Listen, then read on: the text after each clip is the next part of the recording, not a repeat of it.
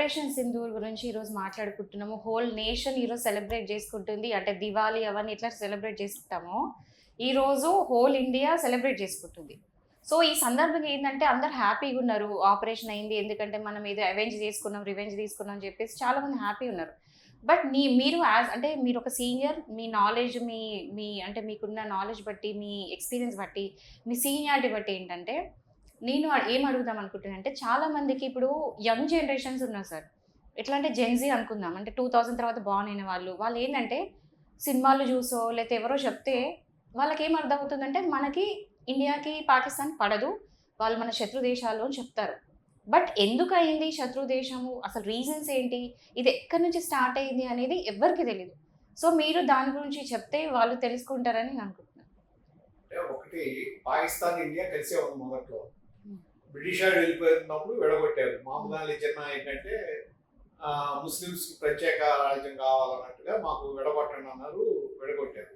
ఆ రోజు కూడా ఇక్కడ ఎవరైతే ఇండియాలో ఉండదలుచుకున్నారో ముస్లిమ్స్ మైనారిటీస్ ఉండదలుచుకుంటే వాళ్ళని ఇక్కడ ఉండమన్నారు.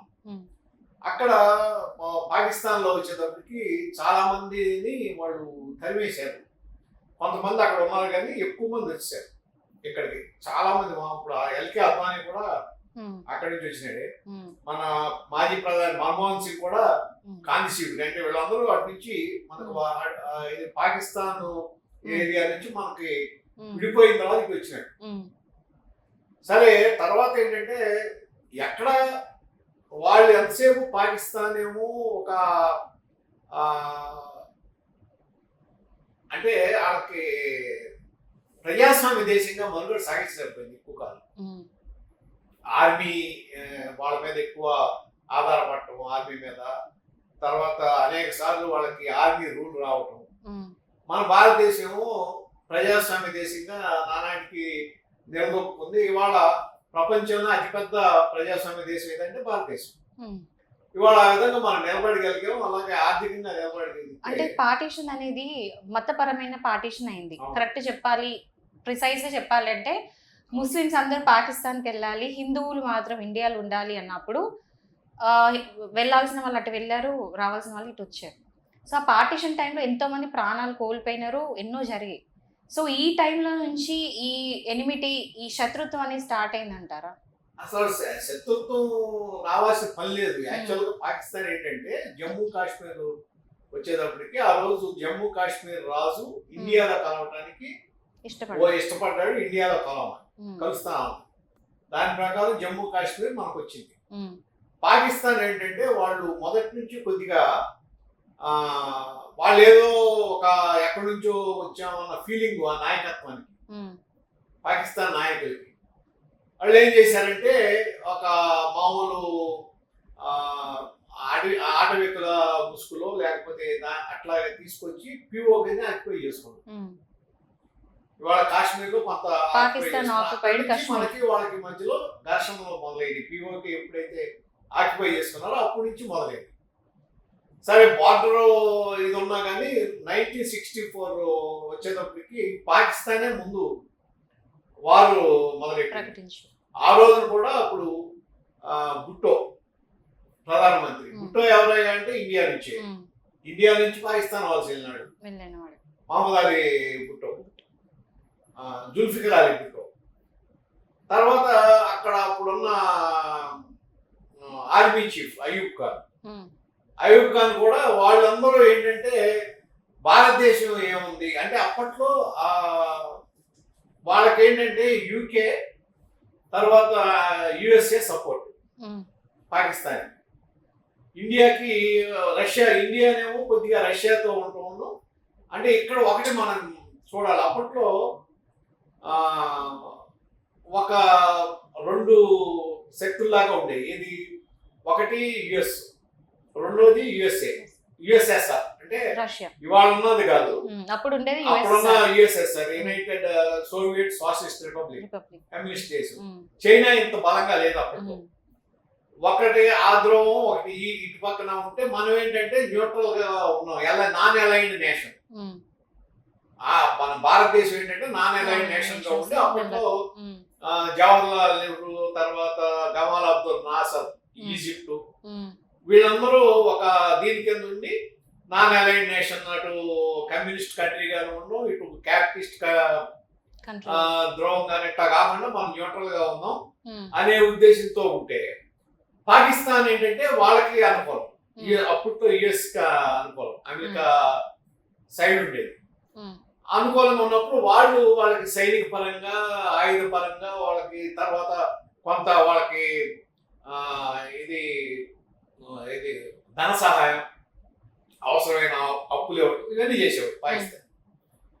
ఆ విధంగా ఏంటంటే పాకిస్తాన్కి ఇండియా ఏదో పేద దేశం, ఇండియన్ నాయకత్వం అంటే, మన నాయకత్వం ఏంటంటే కొద్దిగా ప్రజాస్వామ్యతంగా వెళ్ళాల్సిందే మనం, ఎందుకంటే మన ప్రజాస్వామ్యం, ఎందుకంటే అన్ని మతాలు ఉన్నాయి కాబట్టి వెళ్ళాలి డెమోక్రసీ.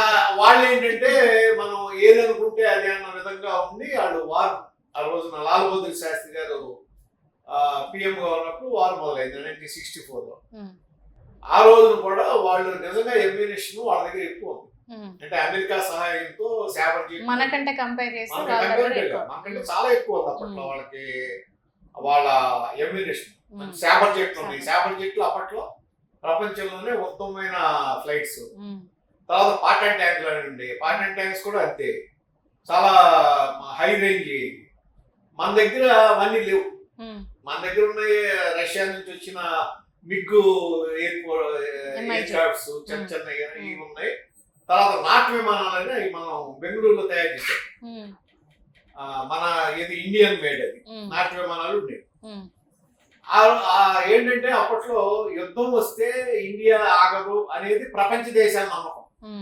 ఎందుకంటే మనం ఆ టైంలో మన పావర్టీ, ఇండిపెండెన్స్ తర్వాత ఉన్న ఎఫెక్ట్స్ అవన్నీ అప్పుడే రిపేర్ స్టేజ్ లో ఉన్నాము. అప్పటికి మనకి స్వాతంత్రం వచ్చి అప్పుడే కదా, అప్పుడే వచ్చింది కాబట్టి రిపేర్ స్టేజ్ లోనే ఉన్నాం. ఇంకా కూడా నేచురల్ రిసోర్సెస్ అవన్నీ కూడా ఎగ్జాస్ట్ అయిపోయినాయి. సో అవి రిపేర్ చేస్తున్న టైంలో ఉన్నాం, ఆ పరిస్థితిలో ఉన్నాం మనం. ఇంకా యాక్చువల్ చెప్పాలంటే పేద దేశం, మనమేమి డెవలపింగ్ కంట్రీ కూడా కదా, కంట్రీనే సార్, పూర్ కంట్రీ కిందే ఉన్నాం.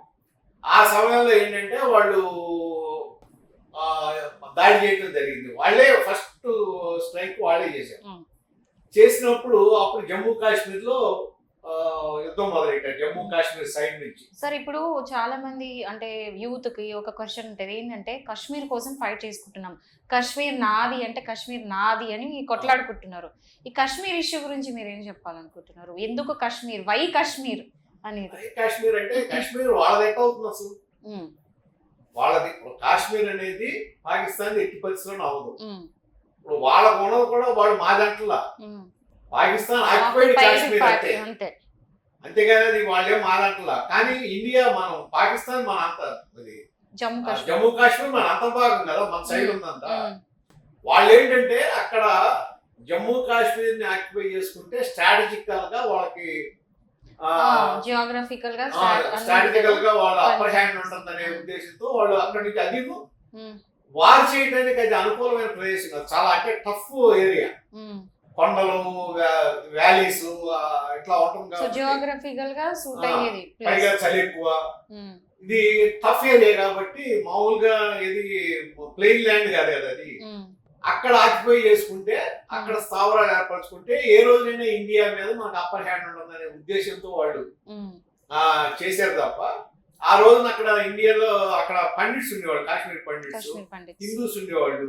ఈ రోజు లేరు. వాళ్ళందరినీ మీరు ఉగ్రవాద దాడులు చేసి వాళ్ళని కూడా లేకుండా చేశారు. వెళ్ళగొట్టడం కాదు సార్, పారిపోయారు ఒక్కొక్కరు ప్రాణాల కోసం. ఢిల్లీలోనూ అక్కడక్కడ వాళ్ళు రీహాబిలిటేషన్ తీసుకొని అవును అట ఆ పరిస్థితి తీసుకొచ్చారు అక్కడ. తర్వాత ఏంటంటే వాళ్ళు యుద్ధం మొదలెట్టింది కూడా జమ్మూ కాశ్మీర్ సెక్టార్ లో మొదలెడితే, ఆ రోజున మన ఆర్మీ చాలా తెలివిగా ఏం చేసిందంటే సెకండ్ సెక్టార్ ఓపెన్ చేశారు. అంటే లాహోర్ సైడ్ అటు ఓపెన్ చేసేటప్పటికే వాళ్ళకి అర్థమైపోయింది, కరాచీ, లాహోర్ అటు ఓపెన్ చేసేటప్పటికే వాళ్ళు అక్కడ మొత్తం సైన్యం అంతా ఇటు పెట్టుకున్నారు. మన వాళ్ళు సెకండ్ సెక్టార్ లో ఓపెన్ చేసి వారు మొదలెట్టేటప్పటికి అప్పుడే ఇదేదో అన్యాయం అంట మొదలెట్టారు. అసలు వారిలో అన్యాయం ఏంటి, న్యాయం ఏంటి? వార్లో లేదు సార్, స్ట్రాటజీ అది. There are no rules in love and war, అంతే కదా. అట్లా ఏమైందంటే వారు మొదలైన తర్వాత అప్పటికే ఇప్పుడు గాజీ, జలంధర్, వైజాగ్ దగ్గర ఆ గాజీ జలంతర్గా ఉందని చెప్పి ఆ చేపలు పట్టి అతను చూసాడు. చూసి చెప్తే దాన్ని మనం అది అమెరికా వాళ్ళు ఇచ్చింది, అది జలంతర్గా. దాన్ని ఇది గాజీని మనం రూయిన్ చేసాం, ధ్వంసం చేసాం. ఆ రోజునే విక్రాంత్ ఉంది. అది విక్రాంత్ నుంచి అక్కడ మనం కరాచీ ఎయిర్పోర్ట్ ఇచ్చేసాం, అలాగే సియాల్కోట్ పట్టుకున్నాం. మొత్తం వాళ్ళ ఇది అంత ఎమ్యూనిషన్ ఉన్నా సరే వాళ్ళకి మనకు అనేది అప్పర్ హ్యాండ్ స్ట్రాటజీతోని ప్లాన్ చేస్తాం. స్ట్రాటజీ, త్యాగం, సైనికులు త్యాగం 100%. ఎందుకంటే అక్కడ చెప్పాల్సింది ఇప్పుడు పాటన్ ట్యాంకులు చాలా పవర్ఫుల్. పాటన్ ట్యాంక్స్ అది చాలా ఆ రోజున చాలా హై రేంజ్ లో ఉండేవి, చాలా పవర్ఫుల్ అది. కాకపోతే అక్కడ చూస్తే మన ఇంజనీర్స్ కనిపెట్టింది ఏంటంటే చైన్ వీప్. నిజంగా చెప్పాలంటే దాని కిందకి దూరి బాంబులు వేశారు. ఇది ఇండియన్ ఆర్మీ అంటే ఆత్మాహుతి కూడా చేసుకున్నారు కొంతమంది. సెల్ఫ్ త్యాగం, సాక్రిఫైస్ అంత గొప్పగా వారు చేశారు. కాబట్టి ఆ రోజున ఆఖరికి పాకిస్తాన్ కాలబేరానికి వచ్చి ఆ రోజున వాళ్ళు ఏమని చెప్పారు, అక్కడ కరాచీలో మేము కట్టెత్తే అక్కడెక్కడో రామేశ్వరం దగ్గర కడుగుతాం అన్నారు. అంత గర్వంగా మాట్లాడారు. ఆ మాట్లాడిన వాళ్ళు ఇక్కడ ఆ రోజునే జై జవాన్ జై కిసాన్ నినాదం వచ్చింది. ఆ రోజునే ఇది లాల్ బహదూర్ శాస్త్రి గారు ఇచ్చిన నినాదం అదే, జై జవాన్ జై కిసాన్ అని. అయితే ఇవన్నీ పక్క పెడితే రీసెంట్ గా నేను కొన్ని సోషల్ మీడియాలో కొన్ని స్టేట్మెంట్స్ చూస్తా ఉన్నా. అంటే ఇది నా ఒపీనియన్ కాదు, బట్ సోషల్ మీడియాలో ఒకటి స్క్రోల్ అవుతుంది. ఏంటంటే ఆ టైంలో గాంధీజీ కానీ నెహ్రూజీ కానీ తీసుకున్న తప్పు నిర్ణయం వల్ల, ఆ పార్టిషన్ టైం తీసుకున్న తప్పు నిర్ణయం వల్ల ఈ రోజు ఇండియా పాకిస్తాన్ కొట్టుకుంటుంది అని ఒక స్టేట్మెంట్ ఉంది. దాని మీద మీరేం చెప్పాలనుకుంటున్నారు? తప్పు నిర్ణయం అంటే ఇండియా పార్టిషన్ అసలు చేయకుండా ఉండాల్సింది, కలిసే ఉండాల్సింది అని చెప్పి. పార్టిషన్ చేయటం మన చేతులు లేదు కదా. అప్పుడు మహమ్మద్ అలీ జిన్నా ఉన్నాడు. జిన్నా అనే ఆయన మాకు విడగొట్టమని అడిగాడు. అది మనం బ్రిటిష్ రూల్లో ఉన్నాం. మరి ఆ విధంగా వీళ్ళు డెసిషన్ మేకర్స్. ఆ రోజు మొత్తం చేతిలో పెట్టింది గాంధీజీ నెహ్రూజీ చేతిలోనే పెట్టారు. సో పెట్టినప్పుడు వీళ్ళు డెసిషన్ తీసుకున్నారు అని చెప్పేసి ఒట్టి మాట అది. అంటే మీకు ఆ విధంగా చేయకపోతే పాకిస్తాన్ ఇప్పుడు మహమ్మద్ అలీ జిన్నా ఒక పెద్ద లీడర్, మాకు సెపరేట్ కంట్రీ కావాలని అడిగాడు. ఇవ్వకపోతే బ్రిటిషర్ మన స్వాతంత్రం ఎందుకు ఇస్తారు? మనకి ఎవరు కదా, మనకి ఇండిపెండెన్స్ ఎవరు కదా. పాకిస్తాన్ మనకి ఒకేసారి వచ్చింది కదా ఇండిపెండెన్స్. 1947 అర్ధరాత్రి ఒకేసారి వచ్చింది. సో అది కాదు. కానీ దాని తర్వాత కొన్ని మనం కాశ్మీర్ విషయంలో కానీ వీటిల్లో తీసుకున్న కొన్ని చర్యల వలన మాత్రం నష్టం. అంటే ఆర్టికల్ 370 ఇవన్నీ ఇంప్లిమెంట్ చేయడం వలన కొన్ని అంటే అక్కడ స్టేట్మెంట్స్ ఏమున్నాయంటే Gandhiji was more favourable to Mohammed Ali Jinnah అని చెప్పేసి. అది చరిత్ర ఆ రోజు ఎట్లా ఉందనేది ఒకళ్ళు ఇంటర్ప్రిట్ చేస్తారు. బట్ ఈ మధ్యలో ఏంటంటే ఒకటి బాగా అంటే స్టేట్మెంట్ అనేది బాగా పాస్ అవుతుంది, అది నేను చూస్తున్నాను. కాబట్టి దీని మీద me as a senior clarification. ఒకటి చరిత్రను విమర్శించడం తేలిగా, ఆ రోజున పరిస్థితుల్ని మరి ఇవాళ మనము స్వతంత్ర దేశంలో ఉన్నాం కాబట్టి హ్యాపీగా ఉన్నాం కాబట్టి మన తిండి మనం తింటున్నాం, మన ల్యాండ్ లో మనం ఉంటున్నాం కాబట్టి మనకి మాట్లాడడానికి హక్కు ఉంది కాబట్టి మన ఇష్టం వచ్చినప్పుడు మనం మాట్లాడవచ్చు. కానీ అదే 1947 ముందు మన ఇష్టం వచ్చిన మాట్లాడటానికి ఉందా? లేదు కదా. మరి ఆ భగత్ సింగ్, సుభాష్ చంద్రబోస్ వీళ్ళందరూ ఎంతమంది త్యాగాలు చేసి ఎంతమంది ఆత్మాహుతి జరిగితే స్వాతంత్రం వచ్చింది. కాబట్టి అంటే ఒకటి డిసెక్ట్ చేయకూడదు. భారతానికి వెళ్ళి మనకి స్వాతంత్రం వచ్చిన తర్వాత ఏమన్నా తప్పు జరిగితే దాన్ని మనం క్వశ్చన్ చేయొచ్చు. సుభాష్ చంద్రబోస్ ఉన్నాడు, ఆ రోజు కొంతమంది మరి తప్పు అనేవాళ్ళు ఉన్నారు, రైట్ అనేవాళ్ళు ఉన్నారు. తప్పు అనేవాళ్ళు ఎందుకంటే కొంతమంది నాన్ వైలెన్స్ ని సపోర్ట్ చేస్తారు, కొంతమంది నాన్ వైలెన్స్ కాదు. నాన్ వైలెన్స్ మూలనే స్వాతంత్రం వచ్చిందంటే అది రాంగ్. నాన్ వైలెన్స్ మూలన ఎవడో బలహీనుడిని నెత్తిని పెట్టుకోరు ఎవడు. కాకపోతే ఇక్కడ ఈ సుభాష్ చంద్రబోస్ చేసింది ఏంటి, ఆయన జర్మనీతో ఉన్నాడు, ఆ రోజు హిట్లర్ జపాన్ తో ఉన్నాడు. ఇవి ఉన్నాడు కాబట్టి ఏంటంటే కొంత వాళ్ళ ఒకళ్ళ చేతిలో నుంచి ఇంకోళ్ళ చేతిలోకి ఎందుకెళ్ళాలనే ఒక మాట ఉంది. కానీ క్రెడిట్ ఆ రోజునే ఫస్ట్ నేషనల్ ఫ్లాగ్ వేసింది ఆయనే, ఫస్ట్ స్వాతంత్రం తీసుకొచ్చింది ఆయనే. ఏది ఆయనే ఇండియన్ ఆర్మీని ఏర్పాటు చేశాడు.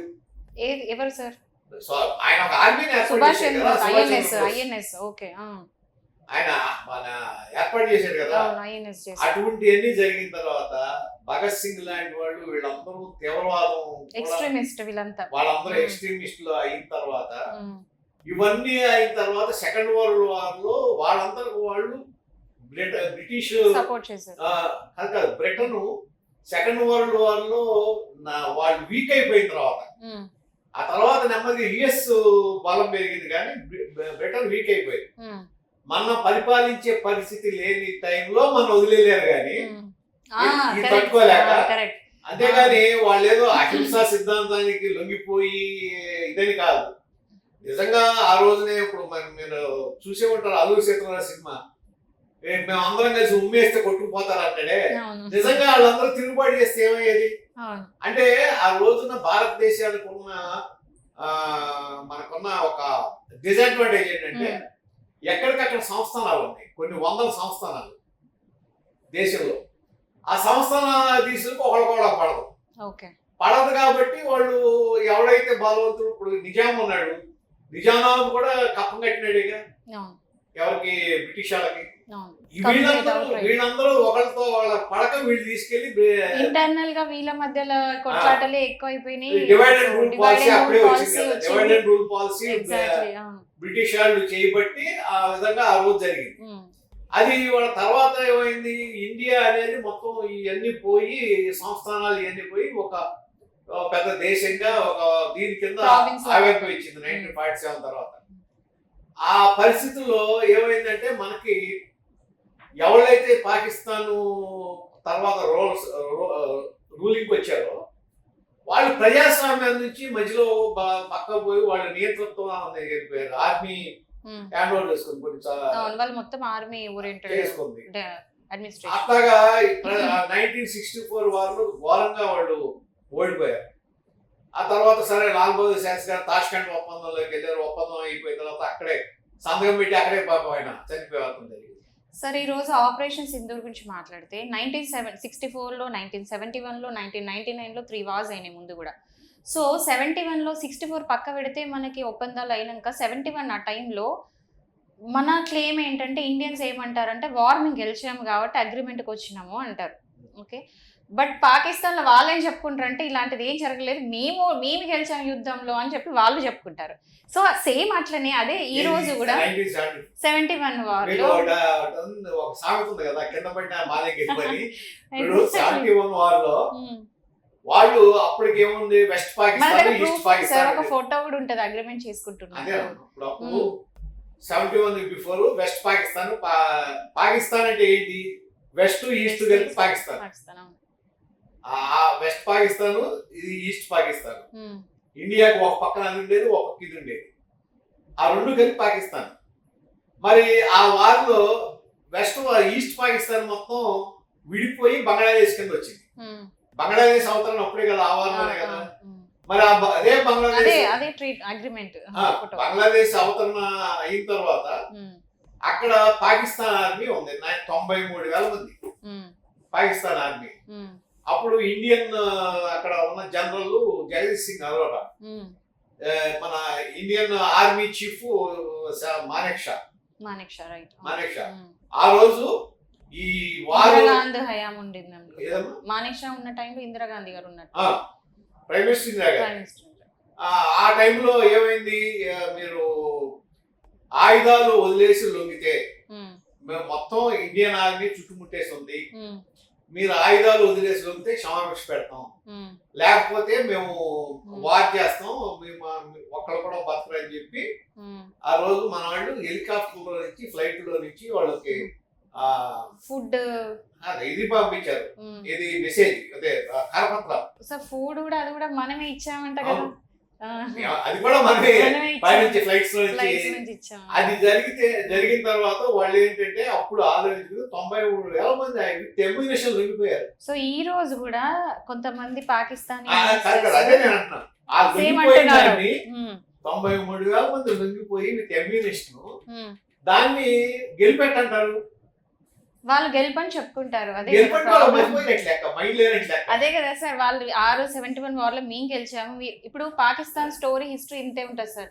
71 వార్ లో మేము గెలిచాం, సేమ్ అదే రిపీట్ ఇవ్వాలి అవుతుంది. ఈ రోజు చాలా మంది వచ్చేసి అట్లాంటిది ఏం జరగలేదు. ఈవెన్ యూరియా అటాక్ అయినప్పుడు కూడా అసలు అట్లాంటి సర్జికల్ స్ట్రైక్ ఏమీ కాలేదని చెప్పేసి పాకిస్తాన్ ముందుకు వచ్చి వరల్డ్ అందరి ముందర కూడా ఓపెన్ స్టేట్మెంట్ ఇచ్చింది, ఇది ఫేక్ న్యూస్ అని చెప్పేసి. సో ఆ సర్జికల్ స్ట్రైక్ నిజంగా అయిందంటారా, కాలేదు అంటారా? సర్జికల్ స్ట్రైక్ అయింది కదా, అదే కాదు కదా. ఇప్పుడు మీరు కార్గిల్ వార్ తీసుకోండి, కార్గిల్ వార్ కూడా అంతే కదా. 1999 వాళ్ళ కార్గిల్ లో కూడా పాకిస్తానే దాన్ని మొదలెట్టింది, పాకిస్తాన్ గెలిచింది మనం. గెలిచింది సో మనం. చాలా మందికి యూత్ కి తెలియదు ఏంటంటే మనం 3 వార్లు వాళ్ళకి మనకి కూడా మనం గెలిచాము, ఇది తెలియదు. సో ఈ జనరేషన్ కి ఏంటంటే హిస్టరీ అనేది ఎలా అంటే బుక్స్ లో చదవరు, మీలాంటి పెద్దవాళ్ళు చెప్తే వాళ్ళకి నాలెడ్జ్ ఇచ్చినట్టయితే అని చెప్పి నేను క్లారిఫై చేసుకుంటూ అడుగుతా ఉన్నాను.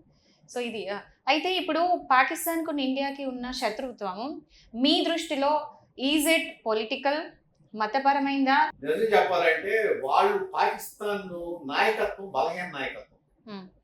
అంటే పొలిటికల్ గా వాళ్ళు ఎంతసేపు దాన్ని దేని మీద ఆధారపడ్డారంటే వాళ్ళు ఇండియాని బూచిగా చూపించి వాళ్ళ రాజకీయ లబ్ధి పొందాలి ప్రజల మీద. వేరే ఎవరైనా యూజ్ చేసుకుంటున్నారా పాకిస్తాన్ ని ఒక బొమ్మలాగా, ఒక టాయ్ పప్పెట్ లాగా? పాకిస్తాన్ అట్లా కదా. మీరు ఏ దేశమైనా సరే ఉగ్రవాదులు నా దేశంలో పెట్టుకోదు. పాకిస్తాన్ మనుగడ ఆధారపడి ఉంది వాళ్ళ. ఈ రోజు మొత్తం ఇదే దీని మీదనే ఉంది. ఉగ్రవాదం, వేరే కంట్రీస్ దానికి ఉగ్రవాదం లేకపోతే అక్కడ ఏది మాదక ద్రవ్యాలు, వీటి మీద పాకిస్తాన్ ఆర్థిక వ్యవస్థ ఆధారపడి ఉంది. ఎందుకంటే వాళ్ళు పంజాబ్ త్రూ డ్రగ్స్ అనేది ఎక్స్పోర్ట్ చేస్తున్నారు, పంజాబ్ యూత్ మొత్తం నాశనం అయిపోయింది. ఇది డైరెక్ట్ వార్ కాదు సార్, ఇది ఇండైరెక్ట్ వార్. ఎందుకంటే పంజాబ్ నుంచి బార్డర్లకు ఎంటర్ అయిపోయి అక్కడ ఉన్న యూత్ ని మొత్తం కరప్ట్ చేసి డ్రగ్ అడిక్ట్ చేసేసి వాళ్ళని ఎందుకు పనికిరారు చేస్తున్నారు. పంజాబ్ అనేది ఏంటంటే మన కంట్రీలోనే richest state because of agriculture అనుకోండి, దేనికని కానీ. మళ్ళీ ప్రతి ఇంట్లో నుంచి కూడా ఒక ఆర్మీ మెన్ వస్తారు, అది వాళ్ళ ఇది ఏమంటారు ఒక బ్లడ్ లో ఉండింది. సో వాళ్ళందరినీ కరప్ట్ చేస్తున్నారు. అంటే వార్ అనేది డైరెక్ట్ కూడా కాదు, ఇండైరెక్ట్ కూడా చేస్తున్నారు. సో ఇవన్నీ కూడా పాకిస్తాన్ చేస్తుంది. సో నేనేమంటున్నా అంటే మతపరమైందేమో అని చెప్పి నాకు అనిపిస్తుంది. మతపరంగా చూపిస్తారు వాళ్ళు అంతే. ఎందుకంటే ఇప్పుడు ఇదేదైతే పహల్గామ్ అటాక్ అయిందో సార్, అక్కడ ఏంటంటే basically they didn't ask any question. ఒక్కటే అడిగినారు, మీరు హిందూస్ అని అడిగారు, సారీ మీరు ముస్లిమ్స్ అని అడిగారు, కాదు అనే కానీ చంపేసుకుంటే వెళ్తున్నారు. సో మతంని హైలైట్ చేస్తున్నప్పుడు మరి ఇక్కడ మతం అనేది ఒక రీజనా, కాజా ఇవన్నిటికీ? మతాన్ని హైలైట్ చేయడం అంటే ఇప్పుడు మనం ఆలోచిస్తే అడిగిన వాళ్ళు ఎవరు? పాకిస్తాన్ అని కాదుగా, అక్కడ వాళ్ళు ఉగ్రవాదం టెర్రరిస్టులు వాళ్ళు అడిగారు. అంటే వాళ్ళకి ఏం కావాలి? మతపరంగానే చంపామనేది ప్రపంచానికి తెలియాలి. ఎందుకంటే తెలిస్తేనే వాళ్ళకి మిగిలిన కంట్రీస్ నుంచి, ఇప్పుడు మిగిలిన ముస్లిం కంట్రీస్ లేకపోతే ఇరాన్ లాంటి దేశాలు, ఇరాన్ ఉంది కదా ఇవాళ ఇస్లామిస్ట్ కంట్రీస్, అటువంటి దేశాల నుంచి ఏమైనా సపోర్ట్ వస్తుందేమో అనే ఆలోచన. సార్ ఎందుకంటే వాళ్ళు ఏదైనా అటాక్ చేసేటప్పుడు ఏమంటే వాళ్ళు స్లోగన్స్ చదువుతారు, వాళ్ళ మతానికి సంబంధించిన స్లోగన్స్ హైలైట్ చేసుకుంటా వాళ్ళు సెల్ఫ్ బ్లాస్ట్ చేసుకున్న వాళ్ళు ఉన్నారు. ఇలాంటివి జరిగినాయి. ఎందుకంటే ముంబై బ్లాస్ట్ ఆ టైంలో కూడా వాళ్ళు ఎవ్వరు కూడా పాకిస్తాన్ని జై పాకిస్తాన్ అలాంటివి అనరు, వాళ్ళు హైలైట్ చేసేది వాళ్ళ మతంని. సో ఆ విషయంలో నాకు ఏంటంటే మతపరమైందేమో అని చెప్పేసి నేను అంటే ఒకటి ఇక్కడ ఉగ్రవాదానికి మతం ఉండదు, కులం ఉండదు. సో ఉగ్రవాదానికి మతం ఉంటుందేమో సార్, ఎందుకంటే ఉగ్రవాదుల్లో మోస్ట్లీ ఎవరు ఉంటారు సార్? అట్లా అని కాదమ్మా. ఇప్పుడు ఎవరు పోషిస్తున్నారు, ఏం చూపించి వెళ్తున్నారు అంటే మిగిలిన వాటిలో కూడా ఉంటారు కొంతమంది. కానీ ఇవాళ ఉన్న ఇది మైనారిటీస్ ని వాళ్ళని ఎవరినో సెలెక్ట్ చేసుకుని తప్పుదోవ పట్టించి ఈ విధంగా చేస్తున్నారు. కానీ ఒకవేళ అదే జరిగితే ఇప్పుడు సరే మీరు ముస్లిమ్స్ హిందూస్ గొడవ అయితే ఇక్కడ చేసాము అనుకున్నాం, మరి ఇండియా మీద వచ్చింది. మరి 24 అక్కడ అమెరికా మీద దాడి ఎందుకు జరిగింది? లాడీ ఎందుకు చేశాడు? వాళ్ళు క్రిస్టియన్స్ కదా, వాళ్ళు క్రిస్టియన్స్ కదా, హిందూస్ కాదు కదా. మరి అక్కడ ఎందుకు దాడి జరిగింది? బ్రిటన్ లో ఎందుకు జరుగుతున్నాయి? అట్లాగే ఫ్రాన్స్ లో ఎందుకు జరుగుతున్నాయి? ఇప్పుడు ఫ్రాన్స్ లో కూడా. అందుకే సార్ నా క్వశ్చన్ ఏంటంటే మతపరమైందా జియోగ్రఫికల్ అయిందా, పొలిటికల్ అయిందా, ఎవరన్నా ఉసిగొల్పి పంపిస్తున్నారా వీళ్ళని పప్పెట్స్ లా యూజ్ చేసుకుని? అంటే వాళ్ళకి కావాల్సిన ఇంపార్టెన్స్ కోసం లేకపోతే వాళ్ళ దీనికోసం ఇటువంటి పిచ్చి పనులు చేసే ఉగ్రవాదులు ఉన్నారు కదా, వాళ్ళు నేను ఎందుకు అంటున్నానంటే యుఎస్, యూకే, అట్లాగే ఫ్రాన్స్ అని ఎందుకంటానంటే అన్ని చోట్ల చేస్తున్నారు వీళ్ళు, ఒక చోట కాదు, అన్ని చోట్ల చేస్తున్నారు. ఈవెన్ ముస్లిం కంట్రీస్ లో కూడా చేస్తున్నారుగా. ముస్లిం కంట్రీస్ కూడా చేస్తున్నారు. అందుకని ఇప్పుడు ఏంటంటే all Muslims are not terrorist, but all the terrorist are Muslims. ఇది ఒక స్టేట్మెంట్ ఉంది. So all terrorist are definitely Muslims. Okay, బాంబేలో దాడి జరిగింది కదా, ముంబై అటాక్.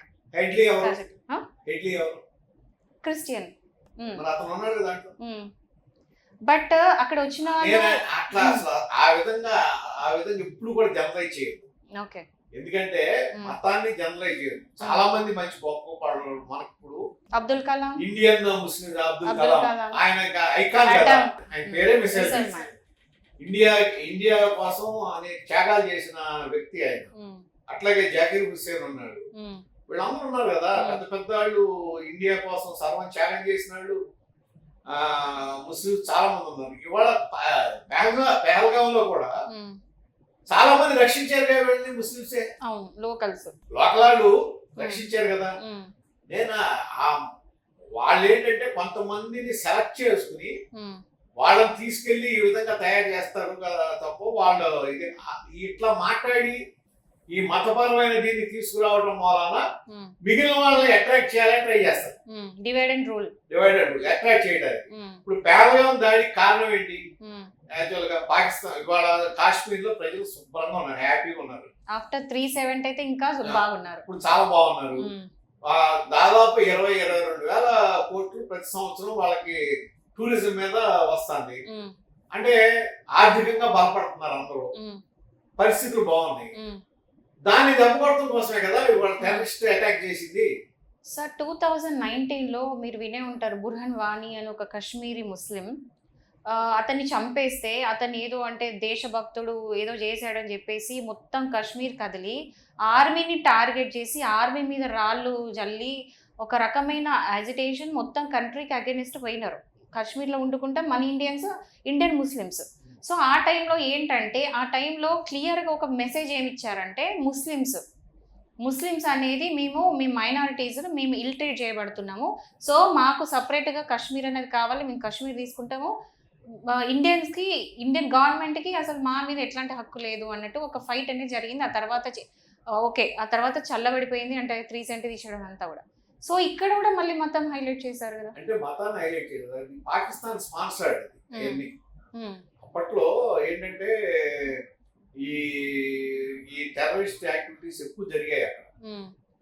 ఆ దాంట్లో ఏంటంటే వాళ్ళు ఇన్ఫ్లుయెన్స్ చేసి కొంత స్థానికుల్ని చేయటం తప్ప అక్కడ అట్లా అనుకుంటే వాళ్ళకి పీస్ఫుల్ ఉండదుగా. వాళ్ళు దాన్ని ఆ టెర్రరిజానికి జరిగిన ఇబ్బందులు. మీ ఎక్స్పీరియన్స్ ప్రకారము మన ఇండియాలో, అంటే నాకు తెలియక అడుగుతున్నాను, విన్నాను తప్ప తెలియదు కాబట్టి అడుగుతున్నాను, ఎప్పుడైనా ముస్లిమ్స్ హిందూస్ అనే వాళ్ళు కొట్టుకున్నారా మతం కోసం? అట్లాగే ఒకటి అసలు మనం మతపరంగా చూడటం కాదు, నేను ఒకటే అడుగుతున్నాను. ముస్లిం కంట్రీస్ ఉన్నాయి, అట్లాగే క్రిస్టియన్ కంట్రీస్ ఉన్నాయి. గతంలో మనకి ఇక్కడ హిందువులు ఉన్నారు, ఎవరో లేకపోతే ఏం చేస్తారు, శైవులు వైష్ణవులు యుద్ధం, బౌద్ధుల్లో తర్వాత క్రిస్టియన్స్ లో ప్రొటెస్టెంట్లు క్యాథలిక్లు యుద్ధం, ముస్లిమ్స్ లో షియాలు సున్నీలు యుద్ధం. అంటే ఏంటి ఇక్కడ మతం లేకపోతే ఒక వర్గాన్ని అడ్డం పెట్టుకుని ఏదో ఒక వర్గం బలపడటానికి చేసే ప్రయత్నం తప్ప వారు అనేది ప్రయోజనం లేదు. ఇది ఏంటంటే పొలిటికల్ స్ట్రాటజీ అనుకోవచ్చు. అంటే ఎందుకంటే వాళ్ళు ఉన్న నాయకుడు ఎవరు, అప్పుడు కాస్ట్ పాలిటిక్స్, వాళ్ళ స్వలాభం కోసం లేకపోతే వాళ్ళ నాయకత్వాన్ని పెంచుకోవడం కోసం జనాల్లో ఉండే ఏదో సెంటిమెంట్ రెచ్చగొట్టి దాన్ని బయటికి తీసుకురావడం తప్ప స్వతహాగా మనుషులు ఎవరైనా సరే, మానవులు ఎవరైనా సరే వాళ్ళు సుఖంగా శుభ్రంగా ఉండడానికి చూస్తారు తప్ప టెర్రరిస్టులు అవ్వాలని కానీ టెర్రరిస్ట్ యాక్టివిటీస్ లో పాల్గొనడానికి చూడరు. సార్ ఐరన్ ఏంటంటే రీసెంట్గా ఈ అటాక్ అయిన తర్వాత ముంబైలో కొన్ని ప్లేసెస్లో ఏంటంటే పాకిస్తానీ ఫ్లాగ్ని, అంటే మనకి పాకిస్తాన్ శత్రు దేశం. సో ఈ పెహల్గాం అటాక్ అయిన తర్వాత చాలా మంది కోపంతో అక్కడ ఏం చేసిండ్రంటే మామూలుగా స్ట్రీట్స్ మీద పాకిస్తాన్ ఫ్లాగ్ని కింద పడేసి కాళ్ళతో తొక్కడం అలాంటి చేస్తే ఇండియాలో ఉన్న ముస్లిమ్స్, ఓన్లీ ముస్లిమ్స్ వచ్చి ఈ హిందువులు ఎవరైతే ఉన్నారో వాళ్ళందరినీ కూడా కొట్టారు ఇప్పుడు రీసెంట్గా ఆఫ్టర్ దిస్ అటాక్. లేదు ఇది వీడియో క్లియర్ ఉంది సార్, అయ్యని నమ్మద్దు. వీడియో చూసాను సార్ ఈ వీడియోస్ కూడా ఇవాళ మతపరంగా ఏదంటే కొన్ని రెచ్చగొట్టే వీడియోలు వస్తున్నాయి ఇవాళ. అందుకనే మీకు మన సెంట్రల్ గవర్నమెంట్ కూడా ఇచ్చింది వీడియోస్ ఇటువంటి ఏ బట్టి నమ్మొద్దు అని ఇవాళ ఈ స్ట్రైక్ తర్వాత. ఇవన్నీ అసలు వాటి మీద మీరు బేస్ అవ్వద్దు. అసలు ఏది సోషల్ మీడియాలో వచ్చేది, ఎందుకంటే ఇప్పుడు సోషల్ మీడియాలో వచ్చేది 90% అబద్ధం. అదే సార్, యంగ్స్టర్స్ ఎట్లుంటారంటే హాట్ బ్లడ్, అంటే ఏదన్నా చూసిండ్రు అనుకోండి ఇది నిజము అనుకో నమ్ముతూ ఉంటారు. సో ఇలాంటి వీడియోస్ ఏమైనా చూసి పక్కకున్న వాళ్ళని జరగబట్టే కదా యూకేలో ఇప్పుడు లండన్ లో ఇటువంటి వీడియో సర్క్యులేట్ చేసే కదా మా చర్చిల మీద దాడి చేశారు. సో యూత్ దీని మీద కదా చూస్తే ఏమైంది, ఫేక్ వీడియో అది. సో యూత్ అనే వాళ్ళు ఎట్లుండాలి అంటే సార్ చెప్పిన ప్రకారము ముస్లిమ్సా హిందూసా అని కాకుండా ఇక్కడ జరిగిన ఇన్సిడెంట్ ఏంటంటే ఇండియా అండ్ పాకిస్తాన్. ఇంకా క్లియర్గా చెప్పాలంటే ఇండియా పాకిస్తాన్ ఉండదు కాదు, ఎందుకంటే గవర్నమెంట్ ఏం క్లియర్గా చెప్పిందంటే ఇది ఇండియా పాకిస్తాన్ ఒకటి కాదు, పాకిస్తాన్లో దాగి ఉన్న టెర్రరిస్టుల మీద అటాక్ చేసినాం, మేము పాకిస్తాన్ మీద అటాక్ చేయలేదు, పాకిస్తాన్లో దాక్కున్న టెర్రరిస్ట్ మీద చేసినాం. అండ్ అక్కడ ఎక్కడ కూడా సివిలియన్స్ హర్ట్ కాలేదు, అంటే అంత స్ట్రాటజికల్గా వాళ్ళు ప్లాన్ చేసినారు, అక్కడ ఎవరు హర్ట్ కాలేదు, దాని ప్రూఫ్స్ కూడా చూపిస్తున్నారు. సో ఇవన్నీ పక్క పెడితే రేపు ఇంటర్నేషనల్ కోర్టుకి వాళ్ళు వెళ్ళి ఇలాంటి జరిగిన అన్యాయం చెప్పేసి వాళ్ళు వెళ్తారు అని చెప్పేసి చాలా మంది స్పెక్టేట్ చేస్తున్నారు. స్పెక్టేట్ చేస్తున్నారు. అక్కడ చనిపోయిన ఎవరు ఆల్రెడీ అక్కడ ఏది ఇప్పుడు లష్కరే తోబియా చీఫ్ ఉన్నాడు కదా హఫీజ్ సయీద్, అతను చనిపోయాడు. అట్లాగే జైషే మహమ్మద్ అజర్ మసూద్ సంబంధించిన కుటుంబ సభ్యులను అతను అనుచరులు చనిపోయారు. దాదాపు 100 మంది పైన ఉగ్రవాదులు చనిపోయారు. వాళ్ళందరినీ ఐడెంటిఫై చేస్తారు. మా మీద దాడి చేశారని చెప్పి ఏ మొహం పెట్టుకుని వీళ్ళు ఇంటర్నేషనల్ కోర్టుకి వెళ్తారు. ఓకే, ఇప్పుడు హ్యూమన్ రైట్స్ ఇవన్నీ కూడా ఇప్పుడు నెక్స్ట్ ఏంటంటే human rights terrorist human rights ఇవి సార్ హ్యూమన్ రైట్స్ లేదు. అందులో ఎవరైతే చనిపోయారో వాళ్ళు ఇంటర్నేషనల్ ఉగ్రవాదుల కింద వాళ్ళని లిస్ట్ లో పెట్టారు. Sir we'll never know Pakistan ఎంత ఫౌల్ ప్లే చేస్తుంది అంటే మీకు తెలుసు నాకు తెలుసు, అది అంటే చాలా చీప్ ప్లేస్ ఉంటాయి. సో రేపు పొద్దున వచ్చి యుఎన్ అంటే స్పెక్టేట్ చేసి చెప్తున్నారు కాబట్టి రేపు ఫర్దర్ ఏంటనేది మనం నెక్స్ట్ ఇంటర్వ్యూలో ఖచ్చితంగా మాట్లాడదాము. ఆల్రెడీ ఆ స్ట్రైక్ మొత్తం మన వీడియో తీసుకుంటారు, ఎవరు చనిపోయారో ఆ వీడియోలు కూడా వచ్చేసి కాన్ఫిడెన్షియల్ గా ఉంటాయి ఆర్మీ దగ్గర. వీళ్ళు ఏం చెప్పినా సరే అది అక్కడ వర్కౌట్ అవ్వదు. పాకిస్తాన్ చెప్తానికి అక్కడ ఏ కోర్టుకి వెళ్ళినా నిలబడదు. వాళ్ళ దగ్గర ఉగ్రవాదులు పెట్టుకుని వాళ్ళ వాళ్ళ వాళ్ళ ఆశ్రయంలో పెట్టుకుని మా కంట్రీ మీద దాడి అంటే ఎవడవుతాడు, అది నమ్మరు. సో ఈ రోజు వాళ్ళ మినిస్టర్ వచ్చి డైరెక్ట్ చెప్తున్నాడు 9 places లో అది స్ట్రైక్స్ అనేటి అయ్యింది అని చెప్పేసి వాళ్ళే వచ్చి ఒప్పుకోవడము ఫస్ట్ టైం. నేను అంటే నాకు తెలిసిన నాలెడ్జ్ ప్రకారం ఫస్ట్ టైం షాకింగ్ అసలు వాళ్ళు వచ్చి ఒప్పుకోవడం అనేది. సో బట్ ఏంటంటే వాళ్ళు టెర్రరిస్టులు కాదా అనేది వాళ్ళు ఎంతవరకు అప్రూవల్ ఇస్తారో ఫ్యూచర్లో మనకు తెలుస్తుంది. మేబీ అప్పుడు మళ్ళీ మాట్లాడుకుందాం. సో ఇవన్నీ కూడా పక్క పెడితే ఏంటంటే ఈ రోజు జరిగిన ఆపరేషన్ దీనికి Indian navy, army, air force ఈ ముగ్గురు కూడా అంటే ఈక్వల్గా పనిచేసి ఇప్పుడు అటాక్ అయినప్పటి నుంచి ఇప్పటివరకు ఈక్వల్గా పనిచేసి ఒక ప్లాన్ స్ట్రాటజీ, ఒక ఆర్గనైజ్డ్ ప్లాన్ అనేది స్ట్రాటజీ ప్లాన్ చేసి ఇది చేశారు. సో ఇందులో వీళ్ళందరికీ ప్లేస్ ఎట్లా ఉంది, ఇందులో మేబీ మోడీజీ గారు కానీ, అమిత్ షా గారు కానీ, అజయ్ దేవల్ కానీ వీళ్ళందరూ కూడా ప్రతి ఒక్కరిది పాత్ర ఉంది. సో మీరు క్రెడిట్ ఎవరికి ఇద్దాం అనుకుంటున్నారు? క్రెడిట్ దేశానికి. ఈ క్రెడిట్ భారతదేశానికి. ఇవాళ స్ట్రైక్ జరిగిన తర్వాత యావత్ భారతదేశం ప్రభుత్వం అర్థమవుతుంది. ప్రతి ఒక్కళ్ళు రాహుల్ గాంధీ ఫస్ట్ ట్వీట్ చేశారు, ప్రతి సీఎం సపోర్ట్ చేస్తున్నారు ప్రభుత్వాన్ని. అందరూ వాళ్ళకి అదే భారతదేశానికి పాకిస్తాన్ ఎట్లా ఉంది, పాకిస్తాన్ లో రోడ్డు మీద వచ్చి యుద్ధం వద్దంటున్నారు. అక్కడ వాళ్ళు ఎగరెస్ట్ కొన్నారు, ఆర్మీలో కొంతమంది మేము జాయిన్ అవ్వమంటున్నారు. అంటే ఏంటంటే ఇక్కడ నైతిక బలం, కరెక్ట్, పాకిస్తాన్ కి నైతికంగా బలం లేదు. ఎందుకంటే నైతిక బలం ఎందుకు లేదు, వాళ్ళు స్పాన్సర్ చేసింది ఎవరు టెర్రరిజాన్ని? పాకిస్తాన్. దానివల్ల నష్టపోయింది ఎవరు? భారతదేశం. ఇవాళ దానికి వాళ్ళు కూడా నష్టపోయినారు. వాళ్ళే నష్టపోయారు. అక్కడ ఏముంటారు సార్ వాళ్ళకి, అసలు వాళ్ళ ఎకనామీ ఎట్లుంది, వాళ్ళ ఫెసిలిటీస్ ఎట్లున్నాయి, వాళ్ళు మొత్తం కూడా టెర్రరిజం మీద ఖర్చు పెడితే అక్కడ జనరల్ పబ్లిక్ టెర్రరిజం మీద ఖర్చు పెడతా. టెర్రరిస్టులు మొత్తం అక్కడ ఉన్న ఆ ఏరియాలో ఈ మాదక ద్రవ్యాలు పండించుకుని వాటిని అమ్ముకుని, ఈవెన్ ఐఎస్ఐ కూడా దాని మీద ఆధారపడింది. పాకిస్తాన్ ఐఎస్ఐ కూడా వాళ్ళకి సంబంధించి వాళ్ళ ఫండింగ్ అంతా మాదక ద్రవ్యాలు కదా. అంటే వాళ్ళకు వచ్చే ఆదాయ మార్గము అనైతికమే, వాళ్ళు చేసే పనులు అనైతికమే, వాళ్ళు చేసే యుద్ధం అనైతికమే. సార్ అంతెందుకు సార్, 1999 లో కార్గిల్ వార్ అయినప్పుడు వాళ్ళ ఓన్ సోల్జర్స్ వాళ్ళు వెనక్కి తీసుకోలేదు. సోల్జర్స్ ఎవరైతే ఓడిపోయి వెళ్తూ ఉంటే శవాలని వాళ్ళు డిసోన్ చేసుకున్నారు, అంటే మాకు వద్దు అన్నారు. ఇప్పుడు కూడా పాకిస్తాన్ నుంచి, అంటే మా ఇండియన్లో ఉన్న పాకిస్తాన్ అందరూ మీరు వెనక్కి వెళ్ళిపోండి అని చెప్పి ఎప్పుడైతే గవర్నమెంట్ ప్రకటించిందో వాళ్ళు వెనక్కి తీసుకోలేదు. అక్కడ వాఘా బార్డర్ దగ్గర అందరూ ఆగిపోయి ఉన్నారు, వెళ్ళను. అంటే వాళ్ళ ఓన్ పబ్లిక్ ని వాళ్ళు వెనక్కి తీసుకోవట్లేదు. మీరు అన్నట్టు వాళ్ళకి అసలు నైతిక విలువలు కూడా లేవు అన్నట్టు. అది మెయిన్ ప్రాబ్లం అవుతుంది. వాళ్ళ నాయకత్వానికి నైతిక విలువలు లేవు. మన నాయకత్వం ప్రజాస్వామ్యంగా వెళ్తుంది, నైతిక కలుపుకొని చేసే మన ఆర్మీకి నైతిక విలువలు ఉన్నాయి. మన ప్రజలు ఆ విధంగానే రియాక్ట్ అవుతున్నారు. కాబట్టి ఇక్కడ ఏ విధంగా చూసుకున్నా వారు వచ్చినా మనదే విజయం, నైతికంగా చూసినా మనదే విజయం, ఆర్థికంగా చూసినా మనమే అప్పర్ హ్యాండ్ లో ఉంటాం, అలాగే దౌత్యపరంగా చూసినా మనదే విజయం. ఇది ఒక ప్రభుత్వం సైన్యం కలిపి సాధించిన విజయం. దానికి అనుకూల అండదండగా ఉంది ప్రజలు. ఎంతమంది 140 కోట్ల మంది ప్రజలు అండదండగా ఉండి నిలబడ్డారు కాబట్టి ఇవాళ మోడీ గారికి ఆ సపోర్ట్ వచ్చింది. ఇవాళ ఇంత విజయం సాధించగలుగుతుంది. అవునండి. ఇప్పుడు ఈ రోజు ఎట్లా అంటే ఒక దివాళీ దసరా ఎట్లా జరుపుకుంటున్నారో లిటరల్లీ అందరూ కూడా ముందుకొచ్చి ఇంట్లో ఏదో పండగ లాగా అందరూ హ్యాపీ ఫీల్ అవుతున్నారు. మీరు, నేను, ప్రతి ఒక్కరు ఈ బీఆర్కే న్యూస్ అందరూ కూడా ఏంటంటే లిటరల్లీ హ్యాపీ దివాళీ చెప్తున్నారు, గర్వంగా ఫీల్ అవుతున్నాం. ఆబ్వియస్లీ ఎందుకంటే సార్ అటాక్ అయిన తర్వాత వెంటనే ఇంత తొందరగా, ఇప్పుడు ఎప్పుడో మనం బిన్ లాడెన్ మీరు చెప్పిన అటాక్ బట్టి యూఎస్ గవర్నమెంట్ ఎంత ఇమీడియట్ గా యాక్షన్ ఎట్లయితే తీసుకుందో ఫైండ్ అవుట్ చేయడంలో, ఇందులో కూడా ఇది అటాక్ అయిన వెంటనే మేబీ 1 week 10 days లోపల మనం అవెంజ్ అనేది తీసేసుకున్నాం. 14 days లో రివెంజ్ తీసుకున్నాం. అసలు మామూలు విషయం కాదు సార్.